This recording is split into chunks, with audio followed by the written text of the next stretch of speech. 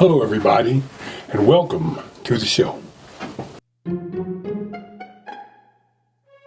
If you should awaken,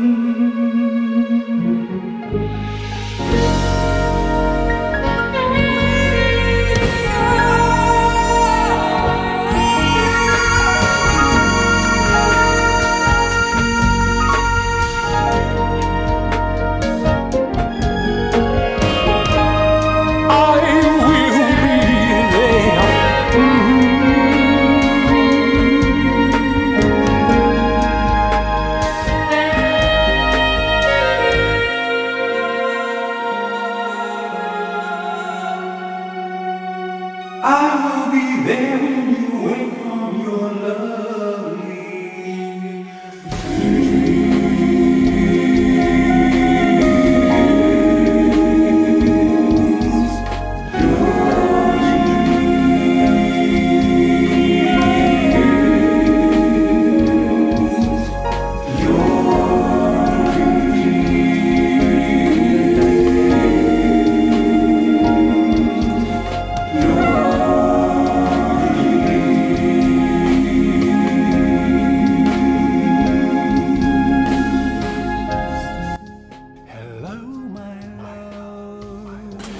Hello, everybody, and welcome back. There's going to be a lot of information going down today. We're getting farther into the book. We're almost towards the end. We're in the middle of the near end.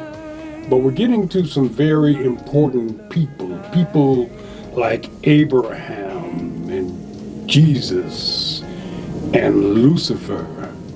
And so this is the most important part of the book, aside from the beginning, which is about the Creator. It seems as though I'm going to have a lifetime battle with this subject matter. What we're trying to do here is to raise the level of spirituality in people. In order to do that, we have to make sure people know who the Creator is and who He's not. We have to make sure people understand what the word ubiquitous means and omnipotent. It means you're everywhere all the time. You're all knowing. All knowing means exactly what it sounds like it means. It doesn't mean you're going to the Garden of Eden to find out information and to kick people out. It doesn't mean that you have to cause floods to rectify some kind of damage. It doesn't mean, it means it is a being that has afforded everything here free will so that it can learn. We're going to be talking about that a lot. A lot of people are not, it's not, what I'm trying to say is not really resonating with a lot of people right now. And that's because human beings are kind of programmed into a system where they tell you what to think, and you're really not accustomed to listening to your spirit and thinking on your own. They tell you what to believe because that's how they control people and that's how they control economies. So we have to be a little freer than thinking. But what I'm doing, I believe, is not in vain, simply because we have this thing called the internet and we have this thing called digital information, which means 1,000 years from now, people will still be able to see this as it was seen today. And I believe they'll be able to relate to it. Unlike it was before, when we look back at our ancestors and all we saw was pictures on walls and little diagrams. They'll be able to see exactly, and they'll be able to laugh and trip off of us, the things we have on, things we wear. So we want to give them a lot of, what I'm trying to say is, my book, myself, may not resonate for another couple of hundred years. 200 years from now, they're going to read my information and say, wow, you mean they knew all this stuff back then? Yeah, because we did. And these are the things I'm trying to convey to you. Abraham, this is the chapter where we're on. Abraham is considered the father of religion. Why is that? I'll tell you why. Because what Abraham actually did and what he actually was he was a man that was basically a linguistics expert. First of all, I want to explain the purpose of religion. A long time ago in the beginning, when you had tribes, the tribes were separated and they all did their own thing and negotiated things. But when tribes got to move around more and they began to come together, that's when you have conflicts of personalities and interest. And so basically, the more the tribes came together, the more they had to learn how to live together, which is something we have not learned how to do today. It's been thousands of years, but we still haven't figured that out. The reason we haven't figured it out is because, first of all, like I said in a prior episode, in Africa, the tribes there figured out that in order to get along, one king would marry a daughter of each of the other kings, which means if he had 13 wives that represented 13 tribes, it wouldn't be easy for him to war against a tribe and the mother's cousins. So basically it made everybody a relative, and that would be pretty fascinating, oh wow, there's a new tribe. First thing in the king's mind is I get to have a new wife. To get to know, not for intimate reasons necessarily, because he had a primary wife and she wasn't going to allow him to be all willy-nilly with a bunch of chicks anyway. But anyway, this is the way they shared responsibility and ideologies. So now we're away from that. So we come into civilizations where they're getting more. Now they're not coming from Africa, they're coming from all over. Abraham was representing that system. Before there was Abraham, there was a religion called It was Zoroaster was the creator of this religion. He was an ideologist who had some kind of link to something because he created a religion like Christianity, very similar to actually. And so he passed away, then came another Zoroaster. So there was like 7 Zoroasters in a row. And some of them became more powerful, just like there were several Cleopatras and several pharaohs. Anyway, so Zoroaster started his religion, Zoroastrianism, and that carried on down. And so for the main part, that's who Abraham was. He was a citizen of that particular religion. But him being able to communicate with other languages, as well as creating languages of his own, his life message began to be one that would spread civilizations' ability to communicate with each other. You couldn't have wives in everywhere because you didn't have kings everywhere. So basically, Zoroastrianism, they pretty much warred and became popular. Like you would join them or you might have to suffer the consequences of not joining them. Same way, it kind of ended after the Persian Empire became overwhelmed by the Muslim Empire. So anyway, this is how these religions began. And so you have a situation where Abraham was representing Zoroastrianism. He was from the tribe of Zur. And then they had another religion on the other side. You have Abraham, who became the faithist of Ham.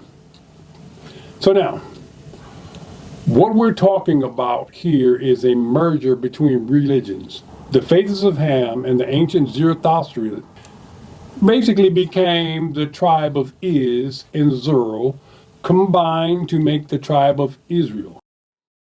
This is where religion gets really, really heavily integrated.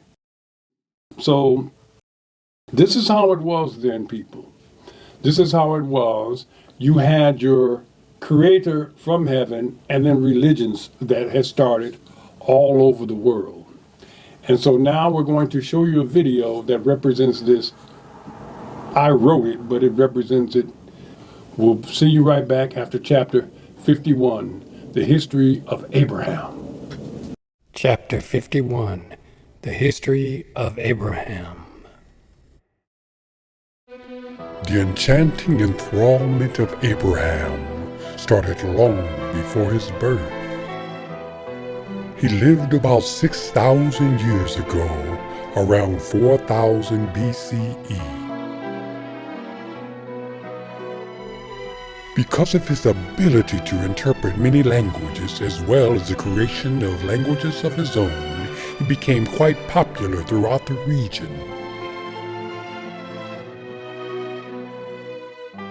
He was highly regarded as the figurehead of the faiths of Ham. Thus Ham was eventually added to his original name, Abram. He lived during the time of Brahma of Vindu, the mythological god of India, and Pofjathith of China. Together they shared the ideology of the faiths. The faiths of Ham were the ancient Zoroastrians, or Mazdayansna, which is one of the oldest religions that is practiced to this day. Their deity is Ora Mazda, meaning wise Lord. Their major beliefs are judgment after death, heaven and hell, and free will. It declined after the 7th century following the Muslim conquest of Persia. Abraham was born into the religion of the Zoroastrians. At that time, the Zoroastrians were enslaved by humans that were not very far along the evolutionary chain. These highly aggressive beings, strongest and meanest, rose to prominence and became leaders and/or kings. Not only was slavery well expected, but cannibalism as well. Abraham would eventually become the spiritual leader of not one, but 2 of the neighboring tribes. These tribes would be the first to be led by Abraham. One tribe was the tribe of the Persian Zoroastrians, the tribe of Iz. The other, the faiths of Ham, the tribe of Zerul. Together they would form the community of Israel. Abraham's first act of divine leadership was apparent shortly after his youth. He was able to find scattered people that were either running from or running into the murderous and enslaving Zoroastrians. Abraham would become counsel to many, and also to those who had the ability to understand his teachings. He would become their spiritual leader.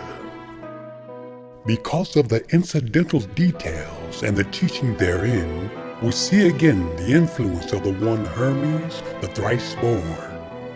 Because of the longevity of the life of Thoth, or Hermes, knowledge was undoubtedly shared by Abraham in some way or another.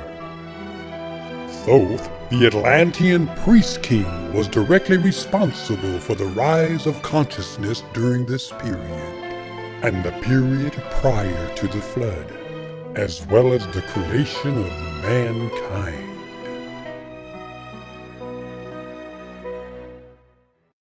Abraham was able to gather groups, separating them into guilds that were then formed into instructional colleges, business communities, as well as secret societies, which were the hallmark of Hermes the thrice-born.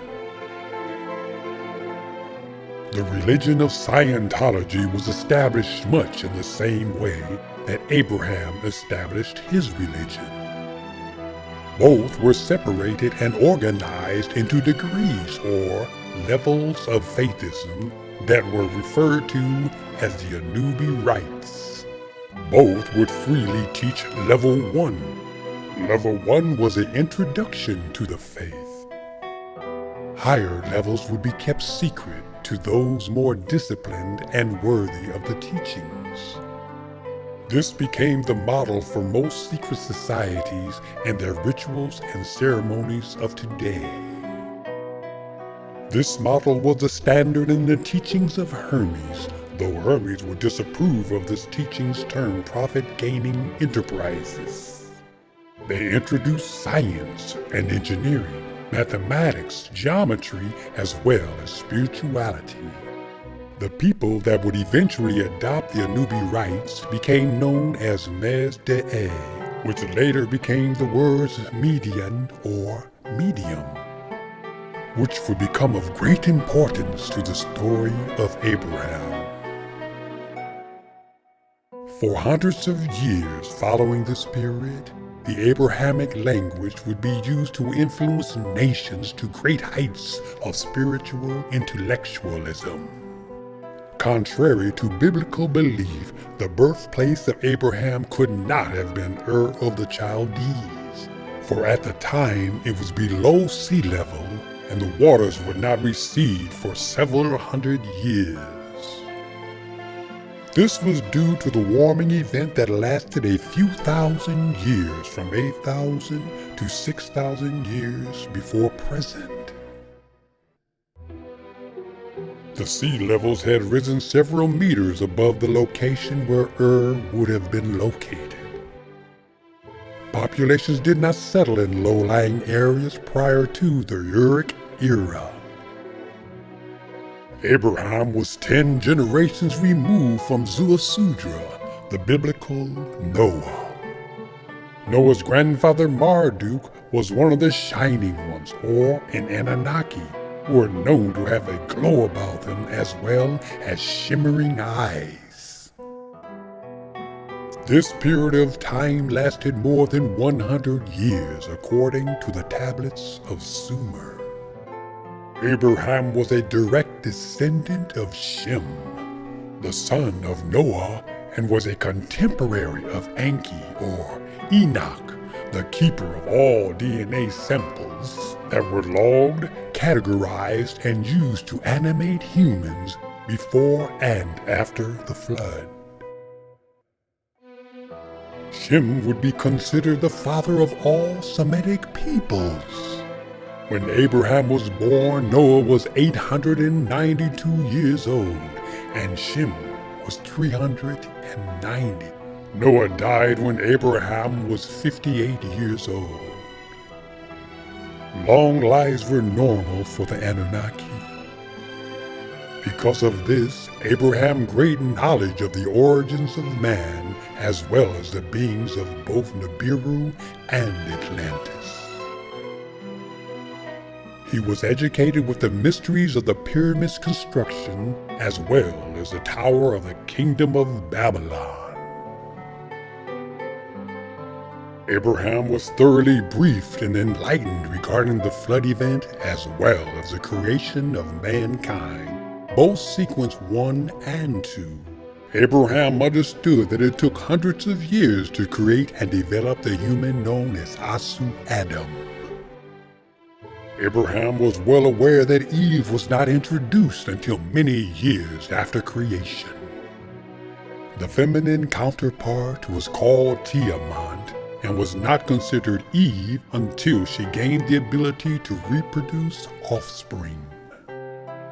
He was soon introduced to Enlil and was encouraged to know that he would cause no more extinction-level events such as the Great Deluge.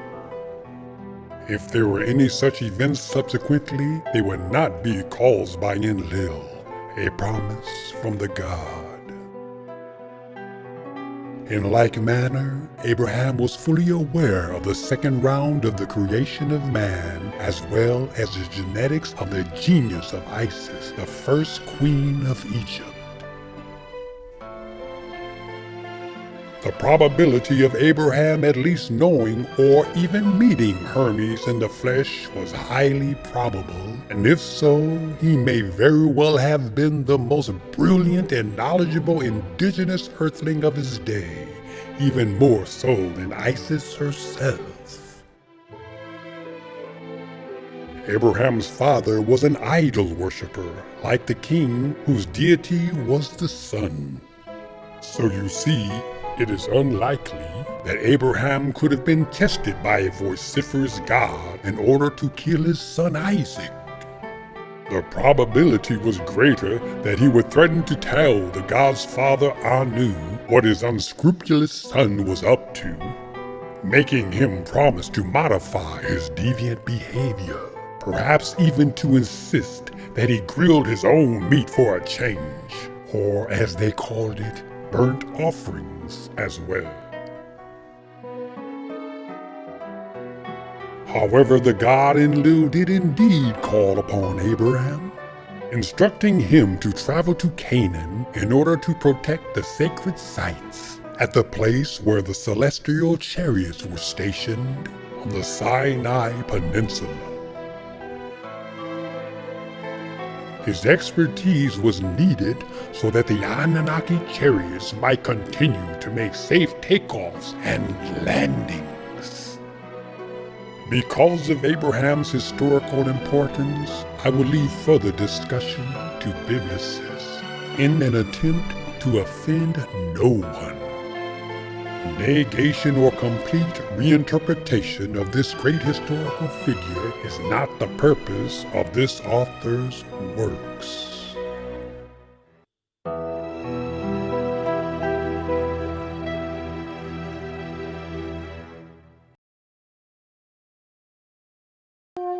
Subscribe and push the like button.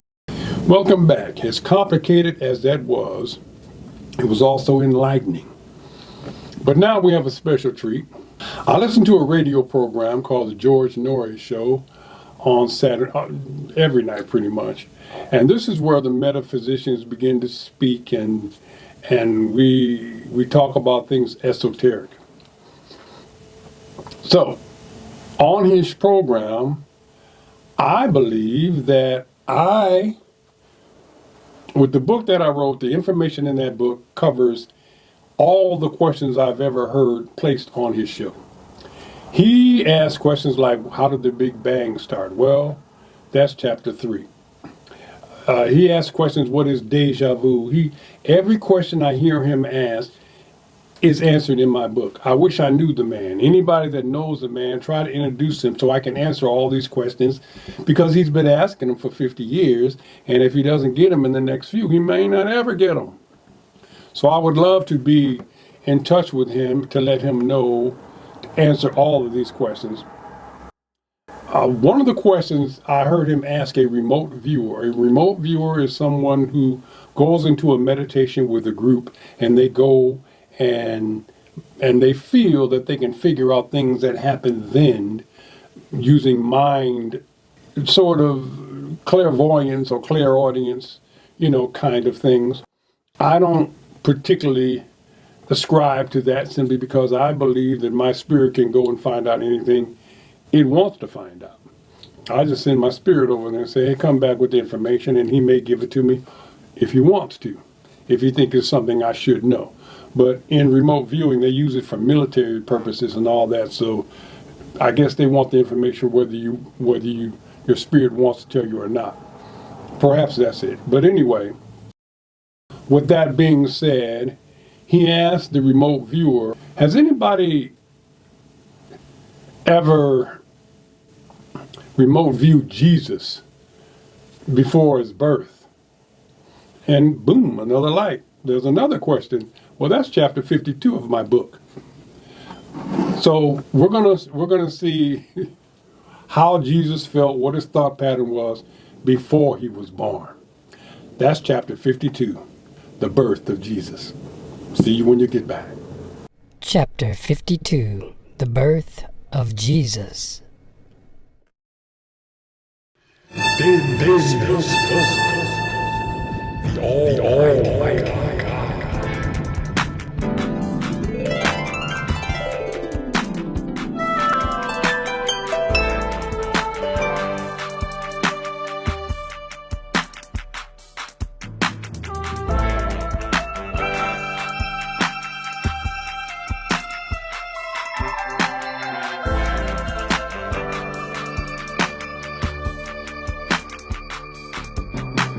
follow the stars to tell. The first Noel, born of the virgin's one. God's own son, King of all kings he would be. For you and me, who died for our sins, he would come. The destined one. I place myself into myself for the purpose of learning. Though I could foresee the future of all things, I refuse to view my own experience in advance of its natural flow, to use but a few of my abilities, that I might gain the full advantage of the experiences that this life shall bring. From prophecy I placed me there, within the soul of a baby. Born of a virgin I shall proceed. These events, though prophetic, would not be known by me, and I have no perception of what is to come, personally. They said they wanted to experience among them the Creator in the flesh. Well, here I go. Strange feeling inside a mother's womb. I created the method, yet had no desire to experience it. Compressed within, though not lonely. Of flesh and blood I am, yet from the blood that flows through the heart of my mother I travel. I shall keep this channel open, that Mother Nature may monitor or rescue me, if need be. Or to record my experience, perhaps to gain compassion, more than I already have, or less. Outside I hear animals and the others, my father and friends. It's quite peaceful here and very warm. I am swimming in a large ocean, yet each day I grow bigger and bigger. As I grow, this ocean grows smaller as well. I am in the month of 6 or 7. Though biological, I still maintain the knowledge of the all. Or shall I say, the knowledge that I am, and even now I can tell that I am mostly spirit, 97.5% pure spirit. So little of me is flesh, though I expect this too. Now I am not God the Father, and I am of flesh and blood. And I know I will die soon, but I will have a full understanding of how one could come with complete love and experience pure hate. And so now it is time. I am born. God is born. I am born. God is born. I am born. God is born. God is born. I am born. God is born. Subscribe and push the like button. Welcome back. That's our show for today. Now, don't forget to like and subscribe. I love everybody. We're doing what we can. I'm not saying we are blowing up, but we're doing what we can because the information is still important, whether people like it or not.